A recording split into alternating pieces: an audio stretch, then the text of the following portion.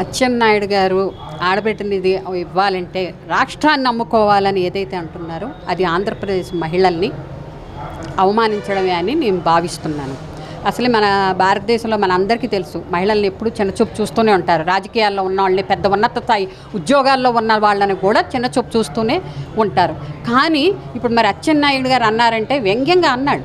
మరి వ్యంగ్యంగా అన్నాడు అంటే ఒక మహిళల్ని అవమానపరచండి. ఎవరు వాగ్దానం చేశారు, ఎవరు హామీలు ఇచ్చారు? ఎన్నికల్లో మీరు తిరిగి 15 మీకు 15,000 మీకు 15,000 ఆ వీడియో ఎలా చెక్కలు కొట్టిందో అందరికీ తెలుసు, అందరూ చూశారు. మరి మీరు ఇచ్చిన వాగ్దానాన్ని అమలు చేయాలి కదా. అమలు చేయమని ప్రజలు అడుగుతారు, ఎందుకు అడగరు? మీరు ఏ ఇదితో దాన్ని చేశారు?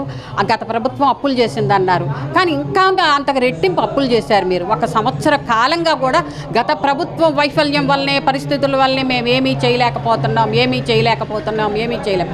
సంపద సృష్టిస్తామన్నారు, ఏ సంపద సృష్టించలేదు. అప్పులు మట్టుకు బాగా సృష్టించారు. కానీ ప్రజలకు సంక్షేమ పథకాలు ఏమి ఇచ్చారు? మీరు పెన్షన్ పెంచారు, కొంతమంది పెన్షన్ తీసేశారు. దీపం పథకం సరిగ్గా అమలు కావట్లేదు. చాలామంది మేము కూడా సర్వేలు చేస్తున్నాం, ఎంక్వైరీలు చేస్తున్నాము, శ్రామిక బస్తీల్లోనూ పేటల్లోనూ అడుగుతున్నాము. మాకు పడలేదు, మాకు పడిందని అన్నీ జరుగుతున్నాయి.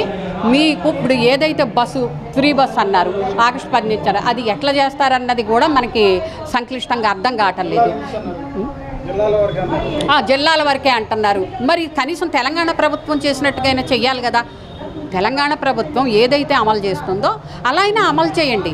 ఇక్కడ ఏ ఆటో వర్కులు, మోటార్ ఫీల్డ్ వర్కర్లకి ఇబ్బంది కలగకుండా వాళ్ళని ఆదుకుంటూనే మీ ఫ్రీ బస్సు పథకం అమలు చేయాలని చెప్పి మేము డిమాండ్ చేస్తున్నాం. మీరు ఏదైతే హామీ ఇచ్చారో ఎన్నికల్లో, అదే ఆ సూపర్ 6 పథకాలని సంపూర్ణంగా అమలు చేయాలని చెప్పి మేము డిమాండ్ చేస్తున్నాం.